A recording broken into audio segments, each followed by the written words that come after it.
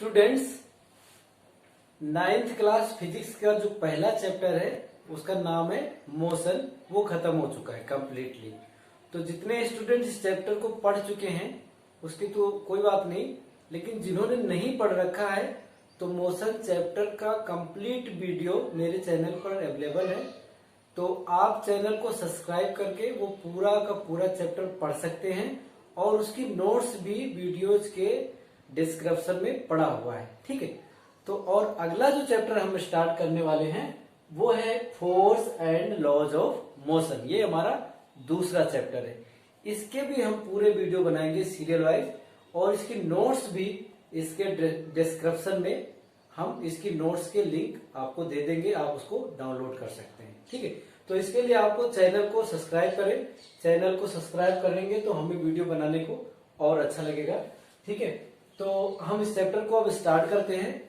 Chapter का नाम है force and laws of motion. तो हम पहले समझते हैं पहला क्या टर्म है हमारा, फोर्स। तो फोर्स को देखो हम एक एग्जांपल के हेल्प से समझाने की कोशिश करते हैं। जैसे मान लीजिए ये हमारा मार्कर है, ठीक है। ये मार्कर यहाँ पर रखा हुआ है। तो इस मार्कर को अगर हम जैसे मान लीजिए ऊपर की तरफ उठाना चाहें तो देखो ऐसे ऊपर की तरफ इसको क्या करेंगे, पुल करेंगे। या हम मान लीजिए इसे आगे बढ़ाना चाहिए इसी सरफेस पे तो इसको क्या करेंगे, इसे पुश करेंगे। तो अगर इसको हमें उठाने के लिए या सरफेस पर आगे की तरफ बढ़ाने के लिए क्या करना पड़ रहा है, या तो इसको पुल करना पड़ रहा है या तो पुश करना पड़ रहा है। तो यही जो हमें करना पड़ रहा है, पुल और पुश, इस एफर्ट को जो हमने एफर्ट किया ना पुल और पुश का, इस एफर्ट को हम क्या बोलते हैं, फोर्स। तो इसकी डेफिनेशन होती है force is an external effort in the form of pull और push which can change or try to change the position of object at rest, the position of object at rest। मतलब कोई object rest में है, जैसे ये है, तो force क्या कर सकता है, इसकी पोजीशन को चेंज कर सकता है। जैसे हमने इसको पुश करके चेंज कर दिया। और ट्राई टू चेंज मतलब जैसे दीवार है, अब इस दीवार की पोजीशन रेस्ट में इसको मैं चेंज करना चाहेंगे तो कितना भी पुश करें लेकिन नहीं हटेगी। तो ये ट्राई, इसलिए मैंने ट्राई वर्ड यूज किया। तो फोर्स कैन चेंज और try to change the position of object at rest. दूसरा, फोर्स कैन चेंज और try to change the speed and direction of moving object. जैसे मान लीजिए आपके घर में खिलौना होता है मोटर टाइप के, तो उसको स्टार्ट कर दो, उसको पकड़ लो तो रुक जाता है, ठीक है। तो उसको पकड़ लिया आपने, रुक गया, तो उसकी स्पीड को आपने चेंज कर दिया और उसको जब चाहो मोड़ भी सकते हो। लेकिन मान लीजिए ट्रक मूव कर रही है, अब आप उसकी डायरेक्शन चेंज करो, ये स्पीड नहीं कर पाओगे। तो इसीलिए मैंने क्या किया, आपको पता है ट्राई टू चेंज, मतलब किसी की स्पीड को हम चेंज कर भी सकते हैं, कोई जरूरी नहीं चेंज भी कर सकते, ठीक है। तो तीसरा हमारा है किसी ऑब्जेक्ट की हम शेप और साइज को चेंज कर सकते हैं। जैसे मान लीजिए एक आपका रबर की बॉल है, तो रबर की बॉल को आप ऐसे दबाएंगे तो उसका क्या होगा, शेप साइज चेंज हो जाएगा। लेकिन आपको एक आयरन की बॉल दे दी है तो आप उसको दबाते रहिए, कोई चेंज नहीं होगा।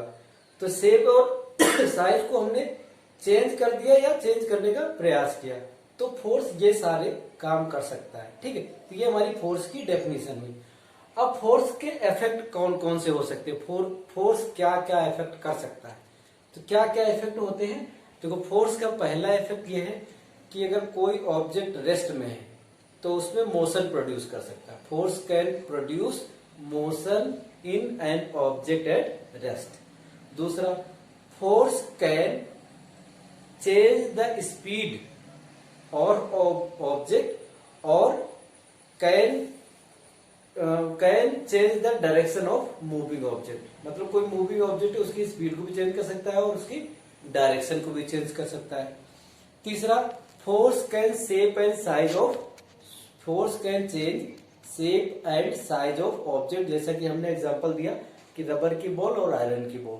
रबर की बॉल को आप चाहो तो शेप चेंज कर सकते हैं दबा के, लेकिन आयरन की बॉल को नहीं चेंज कर सकते, लेकिन फोर्स चेंज भी कर सकता है, ठीक है। और उसके बाद क्या है, फोर्स मतलब कोई मूविंग ऑब्जेक्ट है तो उसको स्टॉप कर सकता है। कोई मूव कर रहा है तो उसको स्टॉप कर सकता है। मैं ये नहीं कह रहा हूं कंफर्म कर लेगा, कर भी सकता है, नहीं भी कर सकता।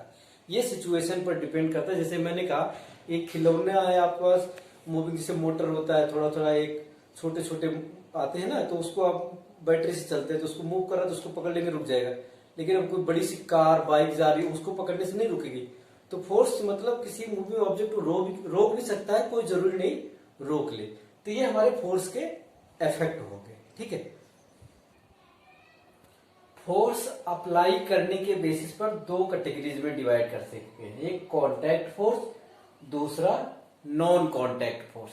ठीक है, तो कांटेक्ट फोर्स उस फोर्स को बोलते हैं जिस फोर्स को अप्लाई करने के लिए हमें ऑब्जेक्ट को डायरेक्टली और इनडायरेक्टली टच करना पड़ता है। जैसे कि मान लीजिए हमें इस दीवार पर फोर्स लगाना है, तो इस दीवार पर या तो डायरेक्टली टच करके ऐसे लगा सकते हैं, या तो हम क्या कर सकते हैं, ये मान लीजिए मार्कर के हेल्प से इसको पुश कर सकते हैं।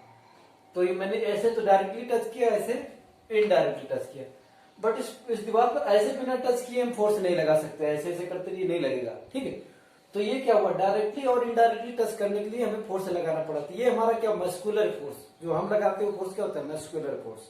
ठीक है, तो मस्कुलर फोर्स क्या होते हैं, कांटेक्ट फोर्स। अगला फोर्स हमारा मस्कुलर फोर्स हमने इसमें लिखा नहीं है, आप लोग लिख लीजिएगा।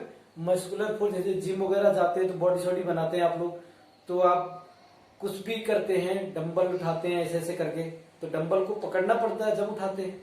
ठीक है, तो इन सब चीजों के लिए हमें क्या करना पड़ता है, डायरेक्टली और इनडायरेक्टली बॉडीज को टच करना पड़ता है। तो मस्कुलर फोर्स लगाने के लिए हमें टच करना पड़ता है, इसलिए वो क्या है, कांटेक्ट फोर्स।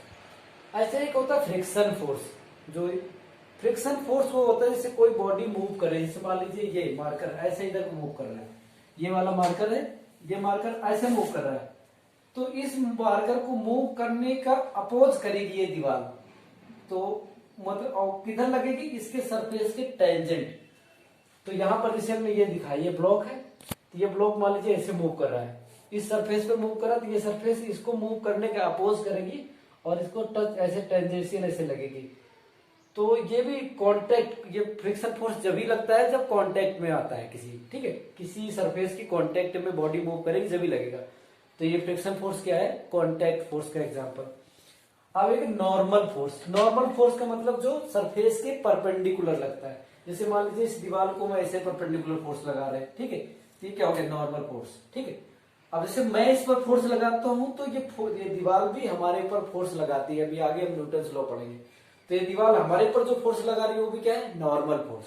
तो नॉर्मल फोर्स भी बिना कांटेक्ट के, जैसे मान लीजिए इसको नहीं टच कर रहे तो नॉर्मल फोर्स हमारे ऊपर भी नहीं लगेगा, नहीं इस बॉडी पे लगेगा।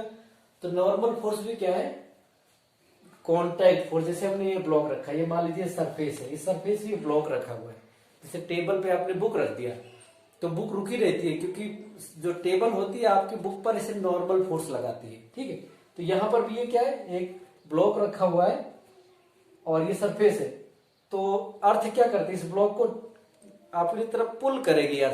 अर्थ ग्रेविटेशनल फोर्स लगाती है, तो ये पुल करेगी। तो अगर इसको बैलेंस करने के लिए, मतलब इसको रोकने के लिए ऊपर की तरफ कोई फोर्स नहीं लगेगा तो ये रुकेगा नहीं। तो ये नॉर्मल फोर्स यहां पर मैंने अलग से दिखा दिया है।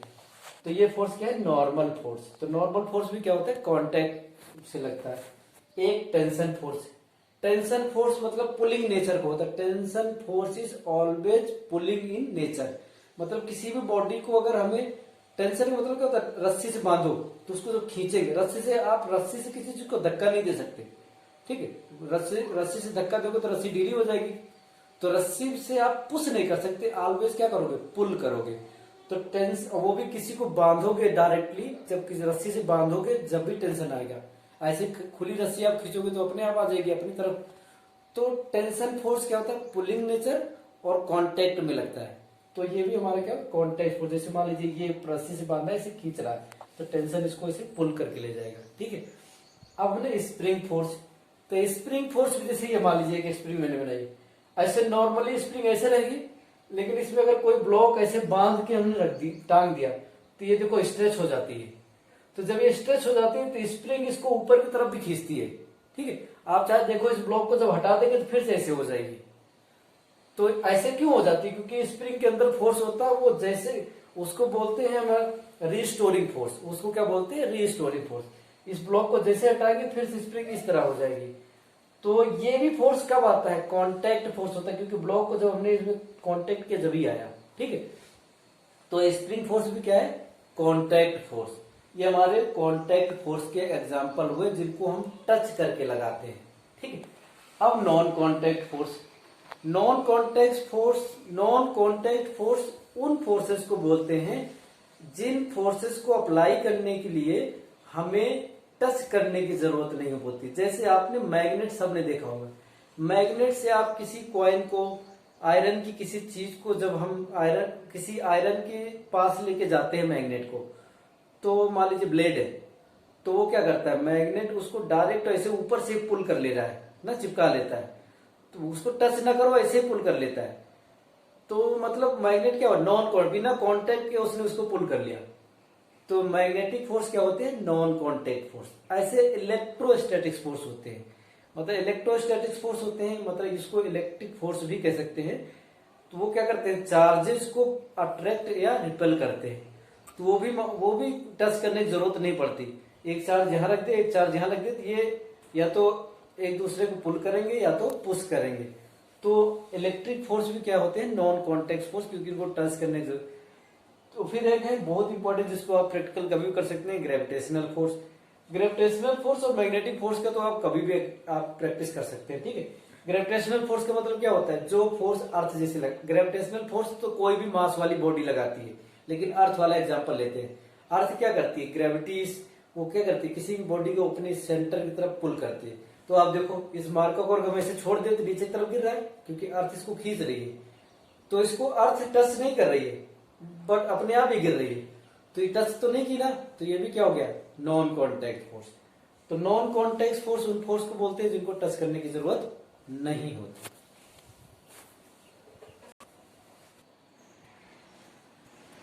यूनिट ऑफ फोर्स, अब मैंने फोर्स बता दिया, फोर्स को समझा दिया, ठीक है। अब इसमें यूनिट की बात करते हैं, फोर्स की यूनिट क्या होती है। फोर्स की जो SI यूनिट होती है वो होती है किलोग्राम, ये हो गया केजी का मतलब किलोग्राम, एम का मतलब मीटर, किलोग्राम मीटर पर सेकंड स्क्वायर। इसको हम बोलते हैं न्यूटन। तो यही हम ज्यादा यूज करेंगे, न्यूटन, क्योंकि न्यूटन ने ही पहले इन सब चीजों के बारे में डिस्कस किया, इन्हीं के नाम पे है न्यूटन। तो कैपिटल एन से लिख देते हैं, इसका मतलब इसी न्यूटन को कैपिटल एन से रिप्रेजेंट कर देते हैं, तो हमारा ये होता है न्यूटन। तो जो SI यूनिट होगी क्या होगी, न्यूटन। ये भी SI यूनिट है, मतलब इसी को हम न्यूटन बोलते हैं, ठीक है। अब ग्रेविटेशनल, ये ग्रेविटेशनल SI यूनिट, फोर्स की ग्रेविटेशनल यूनिट भी होती है, वो भी SI यूनिट है। वो होती है किलोग्राम, देखो ये क्या है, किलोग्राम वेट। जो ग्रेविटेशनल यूनिट ऑफ फोर्स होता है, ग्रेविटेशनल यूनिट ऑफ फोर्स होती है किलोग्राम वेट, और इसी को बोलते हैं किलोग्राम फोर्स, ठीक है। किलोग्राम वेट और किलोग्राम फोर्स, ये यूनिट आपको याद रखना है। इसको ऐसे KGW मतलब किलोग्राम वेट, और KGF किलोग्राम फोर्स, ये मतलब दोनों है, ऐसा भी लिख सकते हैं, ऐसा भी लिख सकते हैं। तो 1 KGF इज इक्वल टू होता है 9.8 न्यूटन, 9.8 न्यूटन, ठीक है। फोर्स की CGS यूनिट, इतना डिटेल में मुझे नहीं जाना था CGS, लेकिन फिर भी मैं बता दे रहा हूं, इसको याद रखिएगा। CGS यूनिट होती है डायन, DYNA, डायन, ठीक है।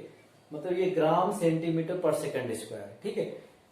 तो 1 न्यूटन इज इक्वल टू होता है 10 की पावर 5 डायन, ये आपको याद रखना है।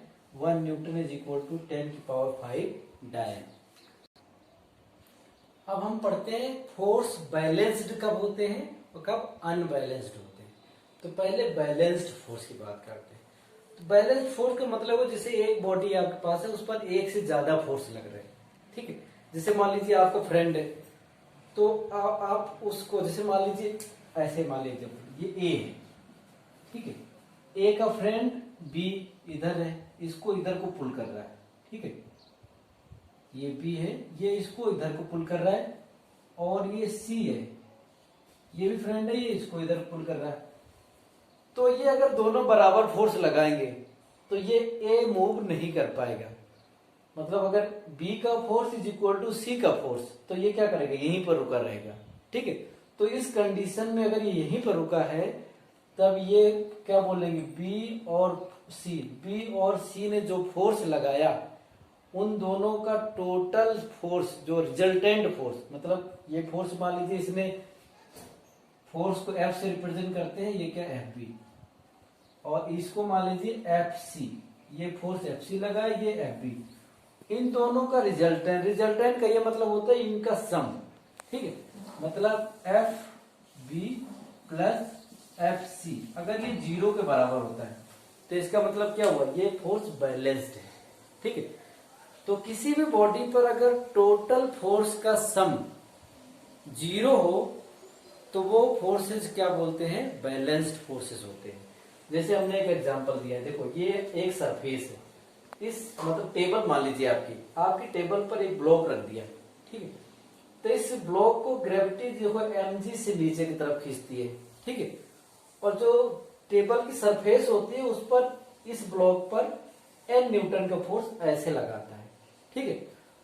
तो ये जो ये और ये ब्लॉक आपकी टेबल पर रुका रहता है, तो इसका मतलब रुका है तो उस पर इन दोनों का सम, टोटल सम क्या होगा, 0, मतलब n plus M G equal to 0, तभी वो रेस्ट में रुका हुआ है। तो नेट फोर्स क्या हो गया, 0। तो ये दोनों फोर्स क्या हो गए, बैलेंस्ड फोर्स, ठीक है। नॉर्मल और mg ये दोनों क्या हो गए, बैलेंस्ड फोर्स। ऐसे यहाँ पर देखिए ये ब्लॉक बना है, 10 न्यूटन इधर लग रहा है, 10 न्यूटन इधर लग रहा है, ये दोनों क्या कर रहे हैं, एक दूसरे को कैंसिल कर दे रहे हैं, तो यहाँ पर भी क्या गया, फोर्स बैलेंस्ड हो गया। एक्चुअली देखो सम की बात हम कर रहे हैं क्योंकि हमने बताया था कि फोर्स भी क्या है, वेक्टर क्वांटिटी, फोर्स हमारी क्या है, वेक्टर स्केलर मैंने बताया था, तो फोर्स भी हमारी क्या है, एक वेक्टर क्वांटिटी। तो वेक्टर क्वांटिटी में मैग्नीट्यूड भी होता है और डायरेक्शन भी होता है, ठीक है।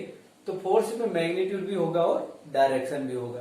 तो यहाँ पर भी अगर इस फोर्स को पॉजिटिव मानते हैं, राइट साइड वाली, मैंने पॉजिटिव और नेगेटिव का कंसेप्ट आपको मोशन में समझाया था अच्छे से, बहुत अच्छे से आपको मोशन चैप्टर में हमने पॉजिटिव नेगेटिव मतलब वेक्टर की डायरेक्शन कब पॉजिटिव होगी कब नेगेटिव होगी वो हमने पहले समझा था। तो यहाँ पर भी जैसे मैं ऑब्जर्वर हूं और इस डायरेक्शन को पॉजिटिव मान ले रहा हूं, तो ये वाला फोर्स अगर पॉजिटिव है तो इधर वाला हमारे लिए क्या हो गया, नेगेटिव। तो +10 -10 क्या हो जाएगा, 0, क्योंकि वेक्टर क्वांटिटी है तो एक डायरेक्शन पॉजिटिव होगी तो एक नेगेटिव, इसीलिए हम कह रहे हैं इन दोनों का सम क्या हो गया, 0, क्योंकि ये प्लस में है ये माइनस में है। तो आपको ये याद रखना है कि फोर्स भी क्या है, वेक्टर क्वांटिटी। तो यहां पर भी आप एक डायरेक्शन को पॉजिटिव मानेंगे तो उसकी अपोजिट क्या होगी, नेगेटिव, ठीक है। तो फोर्स बैलेंस्ड कब होते हैं, इसको डिफाइन कैसे करेंगे, if all the forces applied on a body if resultant of all the forces applied on a body is 0, then these forces are said to be balanced forces। मतलब अगर किसी body पर एक से ज्यादा फोर्स लग रहे हैं और उन सभी फोर्सेस का सम 0 है तो बोलेंगे वो सारे फोर्स क्या हैं, बैलेंस्ड कंडीशन में है। ओके, अब अनबैलेंस की बात करते हैं। तो अनबैलेंस जस्ट इसका उल्टा होगा, मतलब अगर नेट फोर्स 0 ना हो तो when resultant of all forces on given body is not 0, यहां पर लिख लो not 0, then these forces are said to be unbalanced. तो ये फोर्सेस क्या हो जाएंगे, अनबैलेंस्ड। अगर इनका सम 0 ना हो तो क्या हो जाएंगे, अनबैलेंस्ड फोर्स, ठीक है।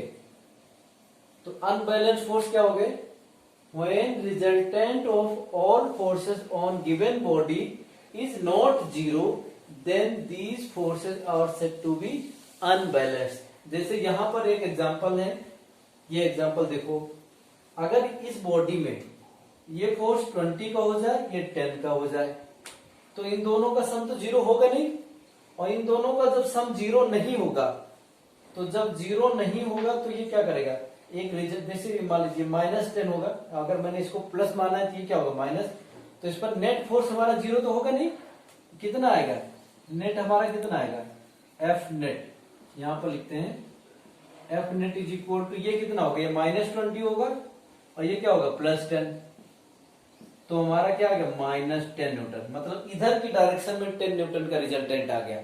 तो यहां पर नेट फोर्स आ गया, नेट फोर्स 0 नहीं है, नेट फोर्स कितना आ गया -10 न्यूटन। तो ये क्या हो गया अनबैलेंस्ड फोर्स। यहां पर भी अगर मान लीजिए ये force F B is greater than F C, ठीक है, तो ये क्या करेंगे, F B plus F C कभी भी 0 नहीं होगा, तो हमारा ये भी क्या होंगे अनबैलेंस्ड फोर्स। मतलब मैंने कहा था ना बी और सी इसके फ्रेंड है, ये इधर को पुल कर रहा है, ये इधर को पुल कर रहा है, तो यहां पर अगर इसका फोर्स इससे ज्यादा होगा तो ये क्या करेगा, इसको खींच ले जाएगा, ठीक है, वैसे यहां पर भी ये इसको इधर को खींच ले जाएगा। तो ये हमारे अनबैलेंस्ड फोर्स हुए। मतलब अनबैलेंस्ड फोर्स ऐसे फोर्सेस होते हैं जिनका सम मतलब नेट 0 नहीं होता, ठीक है, ये आपको समझ लेना चाहिए।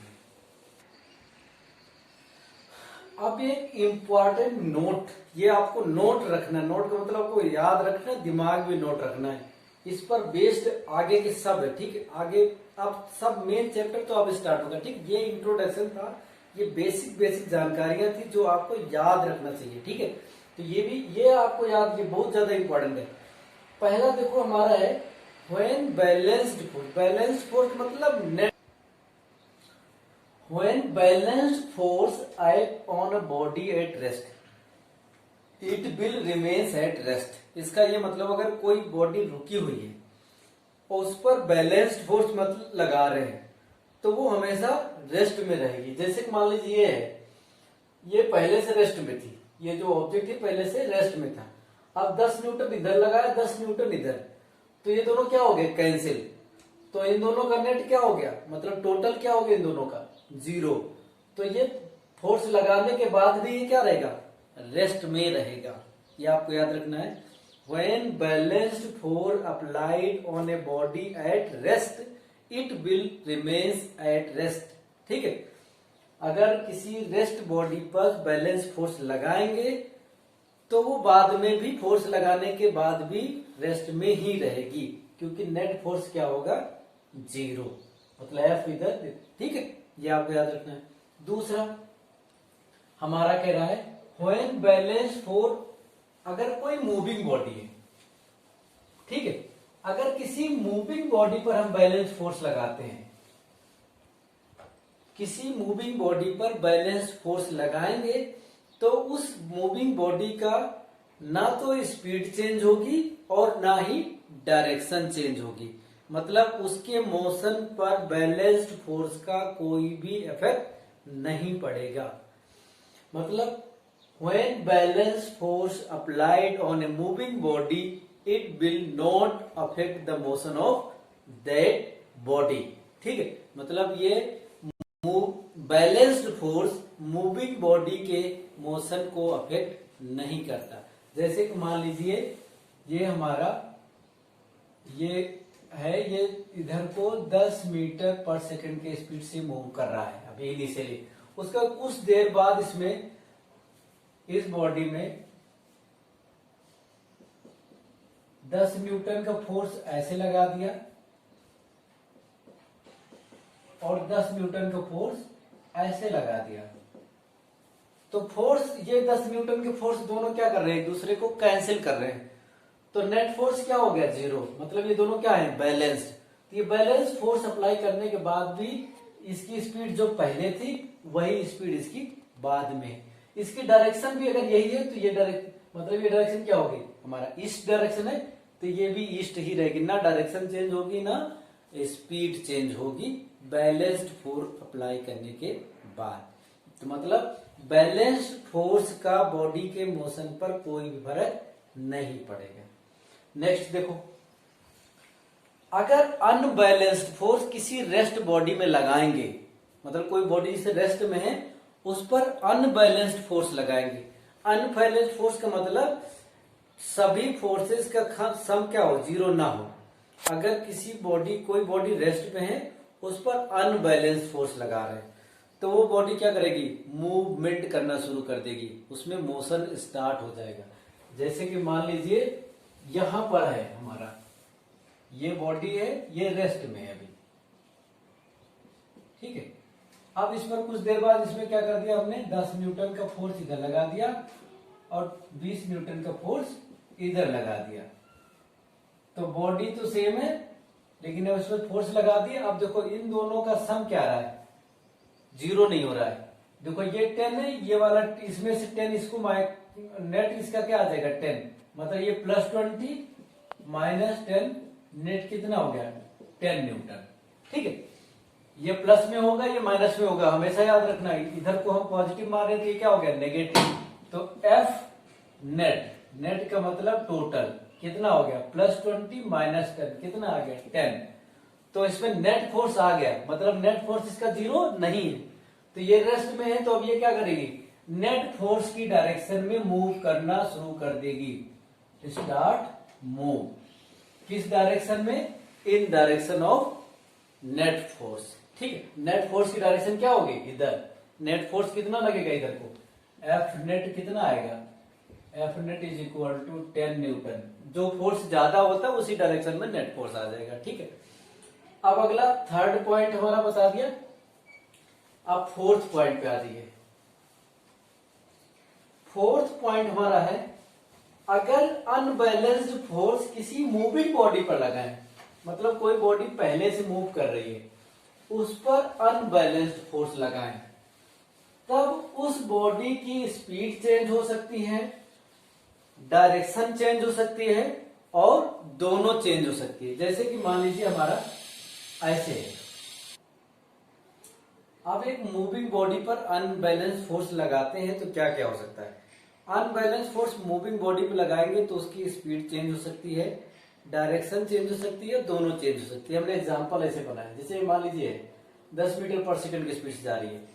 अब इस पर मैंने फोर्स लगाया 20 न्यूटन इधर, 10 न्यूटन इधर। तो अब इस पर नेट फोर्स 0 नहीं है, अनबैलेंस फोर्स लगा है, तो इसकी स्पीड 10 से v हो गई, इसकी स्पीड 10 से v हो गई। मतलब अब ये स्पीड क्या होगी, इससे ज्यादा होगी, क्योंकि नेट फोर्स इसी स्पीड की डायरेक्शन में लग गया। ठीक है, नेट फोर्स कितना लगे इसी डायरेक्शन में 10, तो इसकी स्पीड अब क्या होगी v मोर देन 10 मीटर, मतलब चेंज हो गई। ठीक है, अब यहाँ पे एक सर्कल पे लिया, जैसे मान लीजिए कोई ऑब्जेक्ट इस पर लग रहा है, ऐसे सर्कुलर पाथ पर 10 मीटर पर सेकंड की स्पीड से कांस्टेंट स्पीड है, लेकिन आप देखो सर्कुलर पाथ पे हर जगह डायरेक्शन चेंज हो रही है। तो इस सर्कुलर पाथ पर देखो डायरेक्शन चेंज हो रहा है हर पॉइंट पर। ठीक है, तो ये चेंज कौन कराता है, ये वाला फोर्स सेंट्रीपिटल फोर्स, सेंटर की तरफ लगता है। ठीक है, तो यहाँ पर देखो स्पीड तो कांस्टेंट है लेकिन डायरेक्शन हर जगह चेंज हो रही है। ठीक है, तो यहाँ पर ये हो गया। ठीक है, अनबैलेंस फोर्स की वजह से। यहाँ पर भी देखिए मान लीजिए एक ब्लॉक ऐसे 10 मीटर पर सेकंड की स्पीड से जा रहा है, फिर अचानक ऐसे नीचे की तरफ टर्न हुआ, तो यहाँ पर स्पीड मान लीजिए 10 मीटर पर सेकंड है, इस ढाल की वजह से इस पर कुछ नेट फोर्स और लग गया, तो इसकी स्पीड कितनी होगी 20 मीटर पर सेकंड। तो यहाँ पर देखो डायरेक्शन भी चेंज हो गई और स्पीड भी चेंज हो गया। तो अनबैलेंस फोर्स अप्लाई होने पर डायरेक्शन, मतलब अनबैलेंस फोर्स अप्लाई करने पर डायरेक्शन चेंज हो सकता है, मैग्नीट्यूड स्पीड मतलब मूविंग बॉडी की स्पीड की मैग्नीट्यूड चेंज हो सकती है, और स्पीड और डायरेक्शन दोनों चेंज हो सकता है, ये आपको याद